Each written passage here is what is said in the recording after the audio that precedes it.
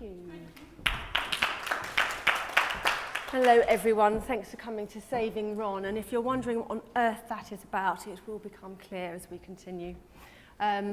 As has been said already, I'm Director of Eco Events and Event ISO. We don't put on events, we help agencies, suppliers, venues, communications companies do their events in a more sustainable way. So looking at their environmental performance, looking at their health and safety performance, looking at their quality performance, and bringing it all together into one integrated management system. So we're going to be touching on that a bit today. And I'm absolutely delighted to introduce Su Millar, M&C Saatchi's Operations Director, who I've had the good fortune to be working with for just over a year now. So she's kindly come along to share her nuggets of experience with us. Thanks. So just a little bit of history to start with. I joined M&C Saatchi 5 years ago, and when I got there, to be honest, it was pretty shocking. We were doing no recycling at all the rubbish was going to landfill. The drinking water on the floors was coming in those huge plastic drums that weigh a ton in the first place and are lots of plastic to get rid of. In the meeting rooms, it was all glass bottles of water and plastic bottles again that were all going to landfill.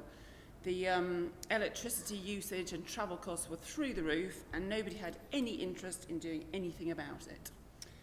So we set up a team. I got some people from all over the agency together, and one of my colleagues, we were trying to think of a name, and one of my colleagues said that his geography teacher, whilst teaching them how to spell environment, used to say that Ron lives in the environment, so we decided to save Ron. So we made a start. We put hippos in all of the loos, and that saved about 1.5 million litres of water a year. We've got plumbed in reusable water bottles and water dispensers on all the floors now. Recycling's up to 91%. We're decommissioning lots of our servers and going on to virtual servers, which is, again, saving huge amounts of power. I've got some things to show you. I pass this round. Yeah. And everything we did is branded with Saving Ron. We've got water bottles, we've got these bags that we encourage people to take out at lunchtime so that they're not using plastic bags. We've got starch cups and starch cutlery in our cafe, so we're making some progress. But one thing that we were still really struggling with, or I was still struggling with, was our clients' requests for information and pitch documents were truly terrific, really scary documents that had to be filled in, which frankly I was just making up answers for to start off with, which I was losing sleep over. And we realised very quickly that we needed some help. We needed to get some accreditation and some certification, mainly because it was a deal breaker. We just weren't going to get on the pitch list without it. So we got some help, and we managed to get our ISO 14001 3 years ago, and we were successfully recertified in March of this year. And that's where Sam comes in. Thank you, Sue. That's what I love about working with Sue, is she's brutally honest about the problems in M&C Saatchi, and a lot of what I hear about sustainability is all gloss and isn't it fantastic and what we've done and branding, but Sue comes in and says, no, we've got a real problem here. And it's one of the first things she said to me when I met her last year. We've got a problem with staff engagement. We've got a fantastic icon and communication materials. We've got the badge, but we're still struggling with management buy-in. We're still struggling with people integrating this into their daily activities. So we set about not just helping them to maintain their certification, which was the initial brief, but to see what we could do to help that in a more creative way, bring it to life a bit more. And I had to put this in here because I thought it was slightly provocative and really rather funny. We've always talked about content is king in the events industry, but in my simple mind, you can have a fantastic system. You can have the Ferrari of a system. But if there's no engagement, it becomes something that sits on the shelf and gathers dust. It becomes a very expensive ornament. You can tick the box, you can tick the badge, but what's really happening? How is it filtered through to the culture, the paradigm shift that needs to occur within an organisation?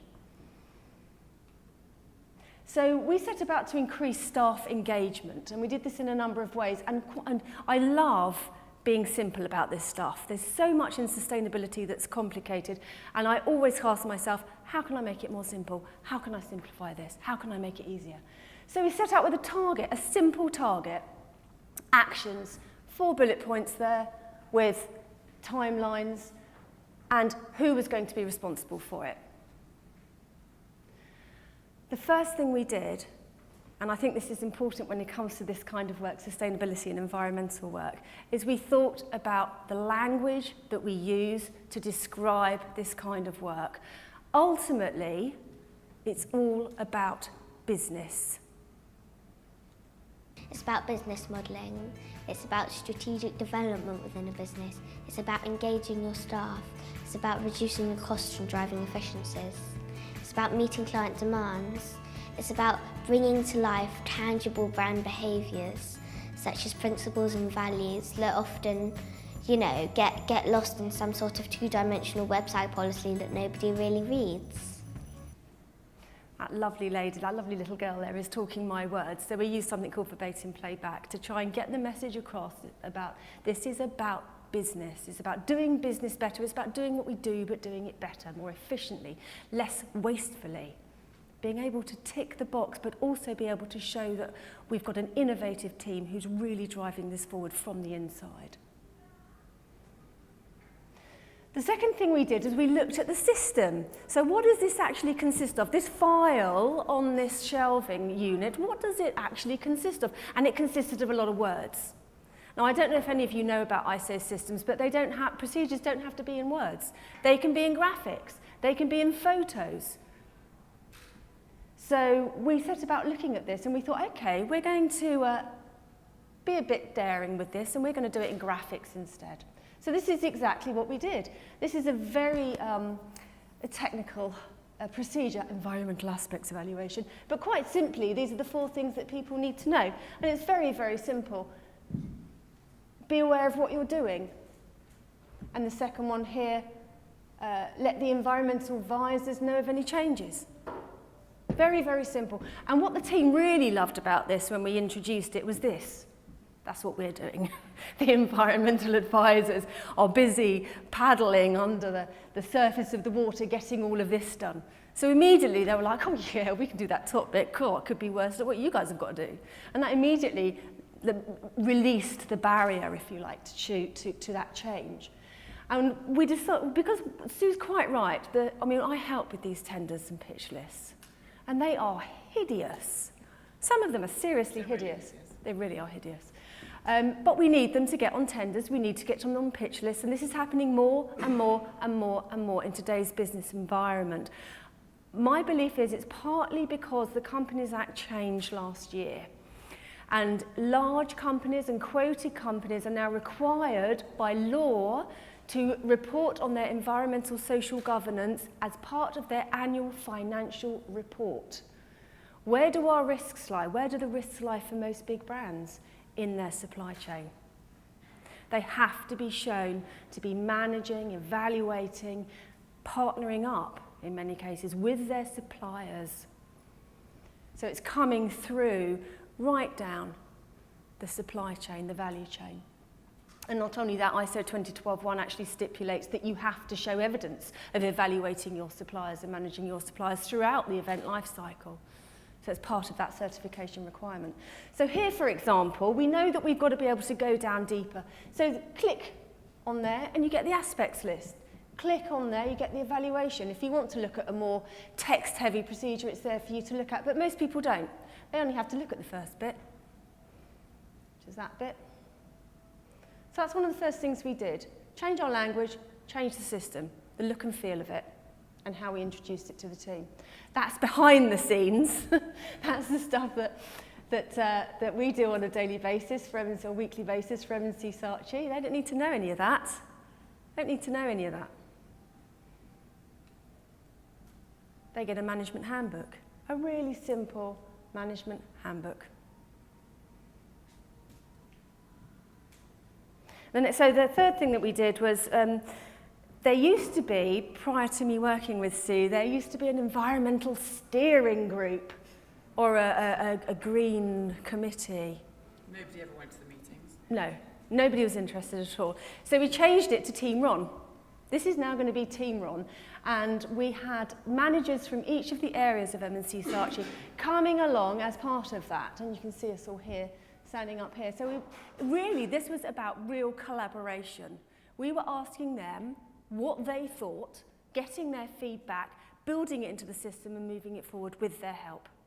Absolutely done from the point of engagement and collaboration. And as you can see, this is one of my, I suppose, my bugbears about the word consultant, actually, because that brings to mind somebody who's standing on the sidelines, directing and giving advice and then walking away from it. I'm always, and one of my principles to my company is I have to be a part of the team. That's really important to me, that I'm a virtual part of the team that they can call on for support as and when they need to. So I am part of Team Ron, as is Sue. And the other thing that we wanted to do was we wanted to bring Ron to life. I mean, the first question I had actually was, okay, it's wonderful that you've got this stuff around the office, but does anyone have a dialogue with Ron? Who is Ron to people? How does he live and breathe in your organisation?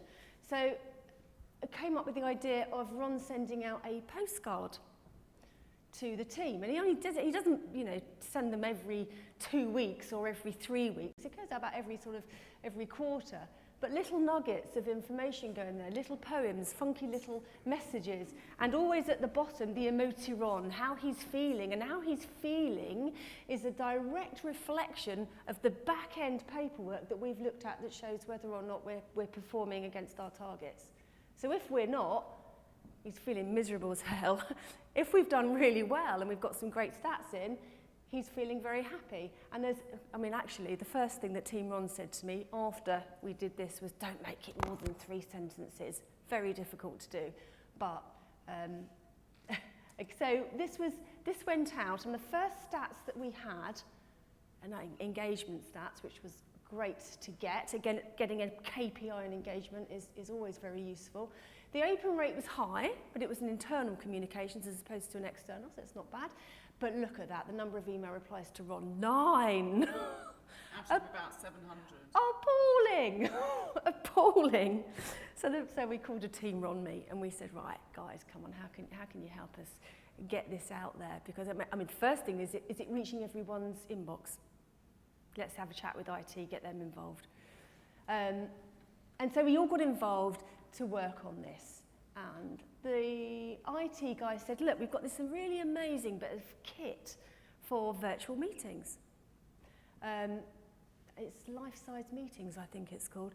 Not everyone knows it's there. Not many people know how to use it. We don't know if they're using Skype.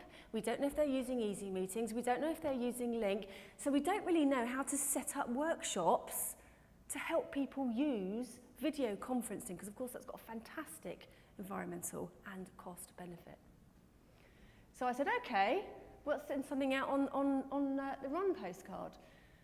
So a very simple SurveyMonkey went out, and we try and incorporate, they've got video Ronference, Para if you're on, and Ron's Wellbeing again at the bottom. They're kind of mainstays for all of the postcards. This time our open rate was up by nearly 10%, and our number of responses to Ron was 69. Okay, it's not a huge amount, but it's a hell of an improvement from 9, and we've only sent out 3 of the cards. So actually, I'm quite happy that we're going in the right direction, and hopefully that will continue throughout the year.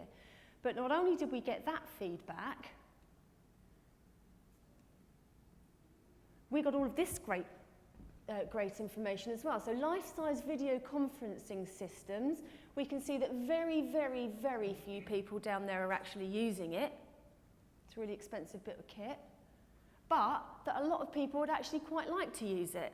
So that then scopes our workshops, our training, our questions and answers for the teams. And we're basing it on something that we know that they want to know about through asking the question. So then The next thing we started to look at really was travel, and senior management got very excited about this because this started, as well as obviously saving Ron, it was saving thousands and thousands of pounds. So we started looking at travel, which was completely out of control to start off with. We've got 12 small brands within the M&C Saatchi group. They were all doing their own thing. There were people flying first class into Paris. They were all staying in wherever they wanted to stay. It was really random. So we brought travel in-house. I now have 2 girls who literally sit in my team, which is great for policing the policy. We only fly economy into Europe now. We negotiate on hotels and airlines, and the savings are just phenomenal. In money-wise, we've literally saved £70,000 on the next worldwide board meeting to LA by negotiating straight with the hotels and the airlines. But obviously, it's saving huge amounts of carbon and fuel and everything else at the same time. So that's all good. And then the next stage is just keeping it going. Yeah, keeping it going. So there's this whole thing about, is this project or is there's this event that we've put on, is it green or non-green? I don't believe in that. This is a trajectory of continual improvement. I don't think there's any such thing as a green or a non-green event. It's just doing what we do, but doing it better. And Sue came up to me and said, hey, we're getting all these CSR staff as well. So, I mean, we've got the environmental, but what about all the social? Actually, we need to report on that as part of our financial report as a quoted company. So the difference here, and I don't know if people are aware of this, the difference between CSR and sustainable development. Sustainable development is the overall objective. Corporate social responsibility is what I'm doing within my corporation to meet the objective of sustainable development. So again, client demands, business demands, legal requirements are all pushing this forward, and those wretched tenders and pitch lists. So we're now bringing in, essentially, into this simplified system that we've developed, the social element, not as a separate side, but bringing it in and simplifying it so we can track it, we can measure it, we can be absolutely sure that what we're saying to our clients is what we are doing. I don't know if people are aware of, is everyone aware of ISO 20121 here? Rory, yes. I know you are, Brian. You love an ISO. Anyone? Okay. So ISO 20121 is the management system for events. It's a sustainability management system for events, and that includes venues and suppliers and so on and so forth. Pioneered by the Olympic Games, there's a clue in the title, who were actually third-party certified. I was there at the Olympic Games audit as one of their advisors, so I can say that that did happen. And this is, again, I think the language that we use, meeting the needs of the present without compromising the ability of future generations to meet their own needs. How do we start doing that? How do we start thinking about that? So when I'm working in a workshop or teaching students, I tend to say that sustainability is the stool that we sit on. If everything isn't in balance, we're likely to have a bit of a bumpy landing. And it's about the actions that I take. It's about the decisions that I make. It's about the actions that I take.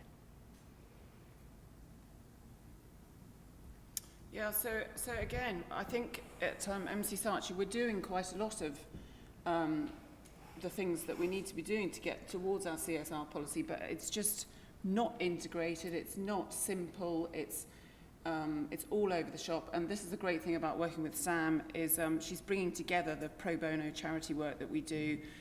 You know, we subsidise our canteen, it's all healthy food, we've got a running club, but again, clients are demanding that we've got these certificates. So Sam's really helping us bring it all together into one coherent system.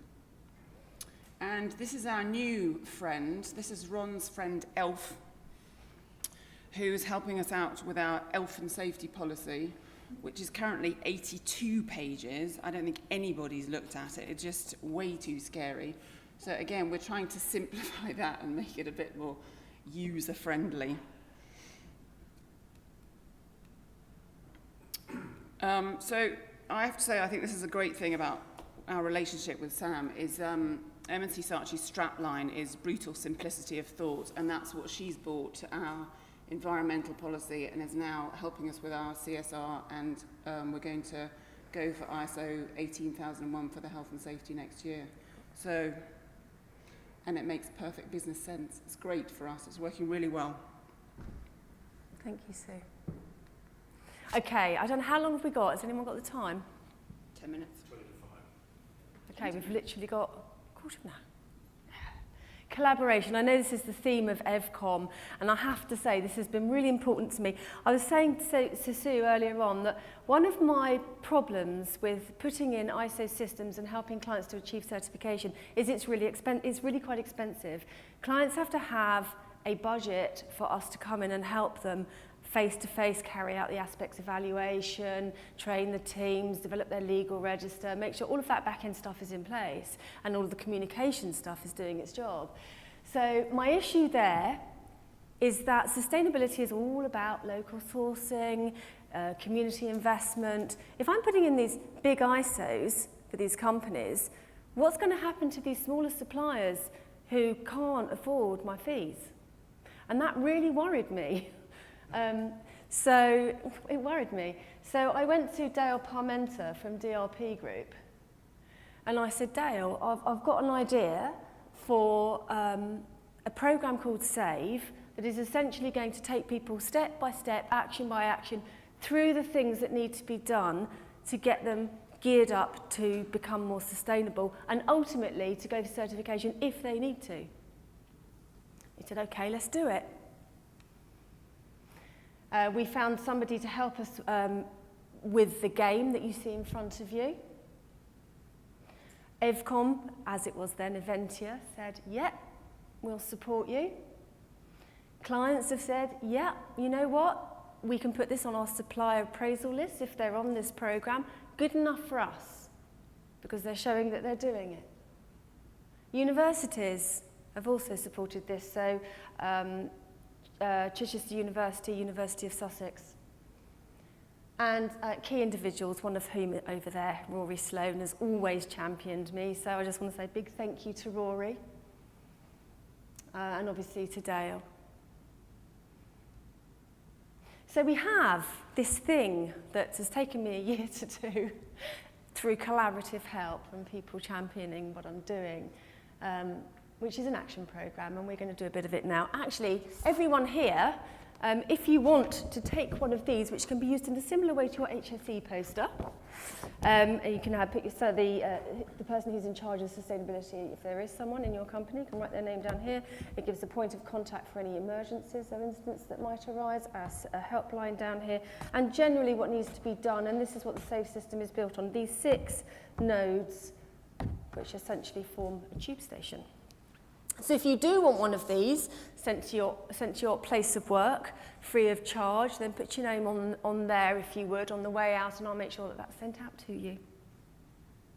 And funnily enough, one of the things that this does when you go through the SAFE programme is this turns into the interactive game that we're going to play here. Obviously, this is done on a much wider scale, but this enables you to actually play with your teams and start to get them involved. And as part of that, they start identifying what's important to them, where they can make the biggest difference. So you start off by getting that collaboration from the get-go, which was really important to me. So those are the nodes there. And at the end of it, when you've gone through to checking and performance, you've developed your sustainability highway code. And at that point, if you want to go for certification, fine. If you don't, fine. But you've got some evidence that you're actually doing it because we do 6 monthly checks. So I think it's about something like 80% cheaper. So we're going to have a little game of Trivial Pursuit. So in a nutshell, you see before you the SAVE wheel. That's going to spin around in a minute. It's going to land on one of these stations and a multiple choice question is going to come up. At that point, you might want to scooch over actually and make 2 big teams here. If we could have 3 people here and another 2 people here. And then the person, you can see your sound effects here. We've got a bell. And we've got a horn. Yep, it works, great. So when you know the answer, if you think you know the answer, ring the bell, beat the horn. If you get the right answer, then you put the corresponding card on the station. And what we're going to say is if someone gets a full house, then shout full house. If we reach the end of the session and no one's got a full house, we'll count the numbers of counters on the board, and the person with the greatest amount of counters wins. Okay, clear? Let's have a practice run. Okay, the save wheel is going to spin. It's a policy question. Ring the bell, beat the horn if you know.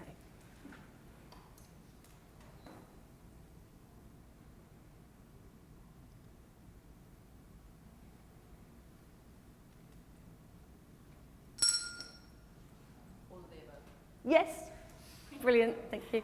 So policy card goes on the policy station. You can see that I actually do use this when I teach postgraduates and undergraduates. It's always the most... Okay, plans and programs. 3 R's in the waste hierarchy. This is a bit tough, this one actually. Hey. Yes, well done. I'm going to give a bonus point to that actually. So this means that if you get this one right, what did you say? Reduce, recycle, reuse. Absolutely right, but it's in the wrong order. Can anybody tell me what the right order of the hierarchy is? What comes first? Reduce. Yep, reduce. Oh gosh, that was both tables. That was collaboration, wasn't it? You can both put a card on the station of your choice.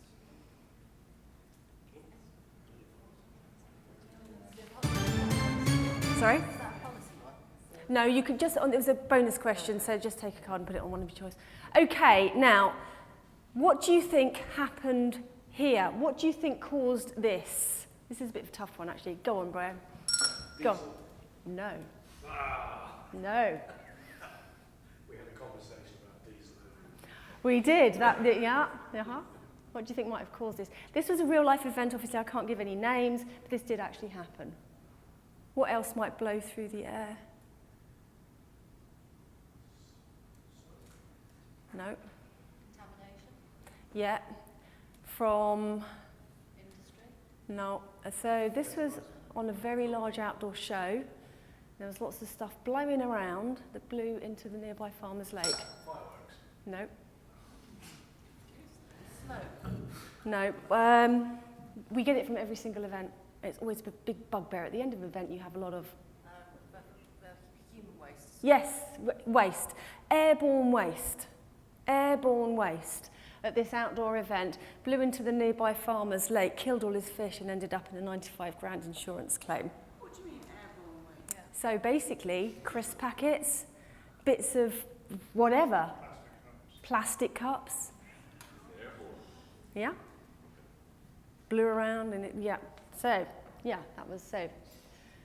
Actually, do you know the most economical and the sustainable solution for that? When we worked with the farmer, again, collaborated with the farmer and said, when they brought me in to look at it after they'd got the fine, talked to the farmer and the farmer said, well, look, I can take the fish out here, I can move them over here because I've got another lake, and then actually we're okay. So that's exactly what we did. Fraction of the cost. And also we put in controls to reduce the airborne waste, obviously, and there was much less, but reduce the risk of killing any more fish. Did anyone get that point? You said waste, didn't you? That'll do.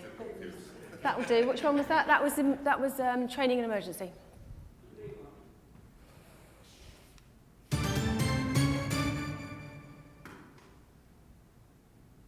Oh gosh, these horrible questions. Whose responsibility is it? Is it the waste carrier who picks up the waste, or is it the person who produces the waste and hands it to the waste carrier?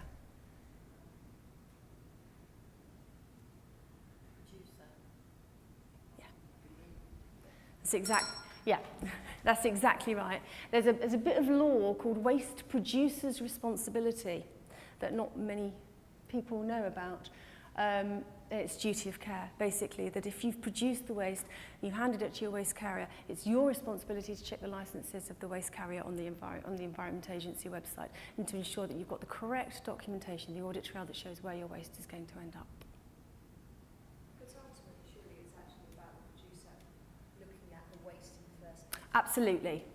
Absolutely, yes it is. And thank you for mentioning that, because there's a recent change last year that on the waste transfer now, there has to be a declaration now that as the waste producer you have implemented the waste hierarchy before it's ended up at waste. Yeah, but at the point of waste when it's taken away, as the waste producer, you need to make sure it's your legal responsibility to ensure that all the documentation is correct and that you've checked the licences of the people that are taking the waste away. Is that a client's response? Is the producer equal client or producer equal agency? Good question. Good question. So if I'm working with someone who's putting on an event, I will be working with the agency who's contracted the waste carrier to take the waste away, rather than the client. But it's about protecting the client on that point. So yes, so I would always, if I'm working with, I'd work with the agency on that. So even if it's with a venue, we'll ask who's taking the waste away at the venue. Because the last thing you want is any of your waste to go missing with client branding on it, ending up on the banks of somewhere it shouldn't do. And these things do happen from time to time.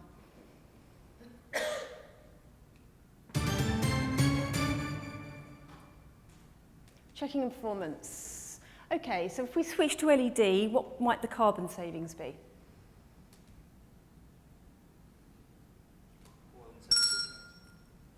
Oh, there was. Oh, what do I do now?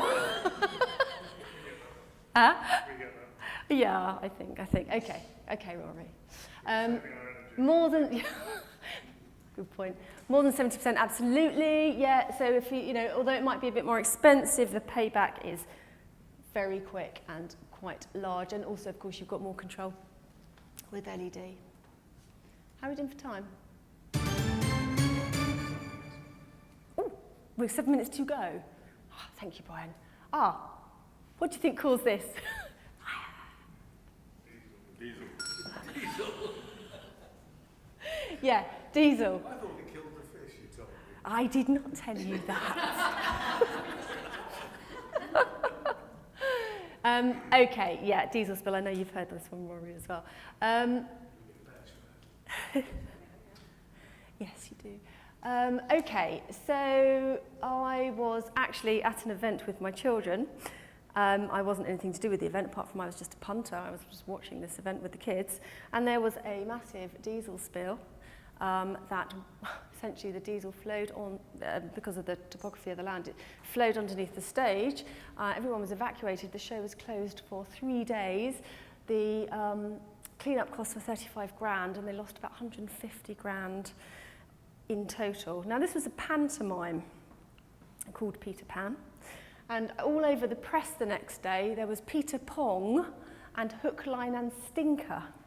So I'm just saying that because with any of these kind of issues, and we use a lot of stored fuel for events, you've got the immediate cost, which is the cost of the clean-up. You've got any fines that you might incur from the Environment Agency, but you've also got the indirect effects of reputation to consider. So it's really, really important. And one of the things that I was discussing with Brian earlier on actually is the Environment Agency in April of this year changed its role from advisory, so simply giving guidance, to regulatory, so a lot more like HSE. And they do actually have powers to go on site like HSE do, and if you haven't got the right environmental controls in place, then they can either fine you or prevent you from opening the event. So recently I got a phone call from a very, very large outdoor festival saying, apparently, can you help us? Apparently our supplier's breaking the law. Now this supplier's a biodiesel supplier who is providing all the biodiesel in IBC. And IBC, everyone know what that is? It's a sort of a white cube, intermittent bulk container. That's what it stands for, isn't it, Rory? Yeah. So they were storing 1,000 litres of biodiesel, and it was pure biodiesel, it wasn't blended biodiesel, in this storage container. And the fire brigade came around before, as they do, and they said, absolutely no way, that's got to be an abundant fuel tank. And they spoke, so the client spoke to the supplier, and the supplier came back and said, we've always done it this way. We're not going to change our entire business model for this. So the client contacted me and said, what do you think? And at that point I said, well, the law is very, very clear. They are breaking it. They are breaking it. Any storage of any oil, whether it be mineral or vegetable, on an outside event, if it's over 200 litres, it has to be in secondary containment. It's not about the flammability, it's about the pollution that it causes if it's spilt. Of course, it goes into the ground, it goes into the watercourse, you've then got contamination of the water supply, and you're in a whole heap of trouble. So I'm saying that because there is a general lack of awareness of the need to look into these things as part of the planning of any event. And I've been working with you for a while now, Rory, and all the team know about this, don't they? Spill kits on every job, and they do environmental risk management. They look where they're placing their generators. They make sure they're super silent. They make sure they're double bonded. They're very, very good.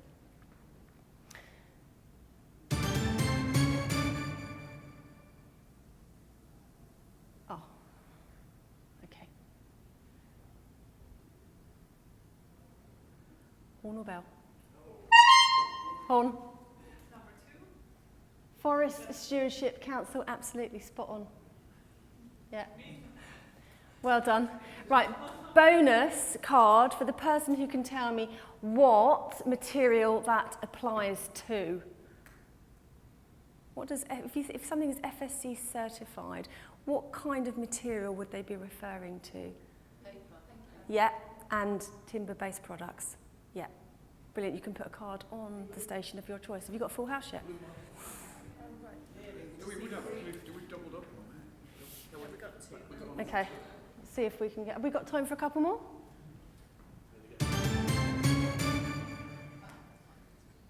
Legislation again, oh gosh. Okay, which of the following must be separated from all other waste streams? That's quite easy, that one, isn't it? Oh, yeah, absolutely. Does that mean they have to be separated from each other as well? Anything with an electrical or... Yes, usually. Spill kit, yes. Yeah. The WE directive is for any electronic or electrical equipment, and that's separated from hazardous waste, which would be the spill kit, which usually people keep their batteries separate as well, because that's under the batteries directive. So yes, but it has to be by law. Why are calculators separate from other electronic devices? Well, they wouldn't need to be, actually. They could go in your WE.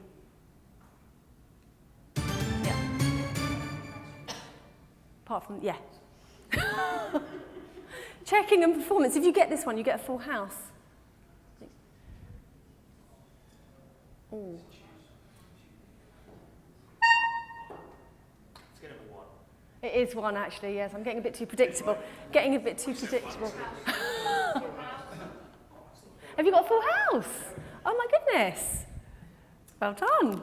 Yay. Woo! Well done, Horn. Just to say, it takes over 1,000 years for an ink cartridge to degrade in landfill conditions, which is shocking when I read that. I thought, I cannot believe it. But there we go, it does. Well done. Thank you, everyone, for taking part. Hang on a sec.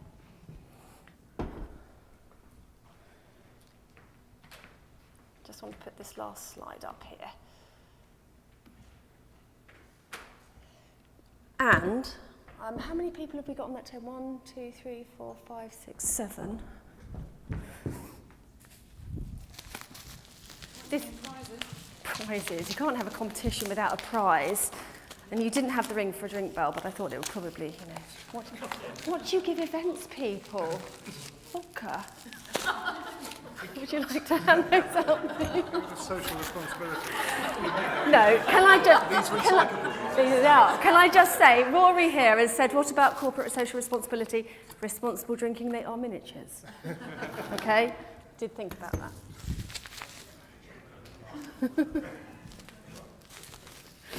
Okay, so I just want to say a massive thank you for you all coming to this sesh. Massive thank you to Sue for coming along and sharing with us. Indeed. Thank you both.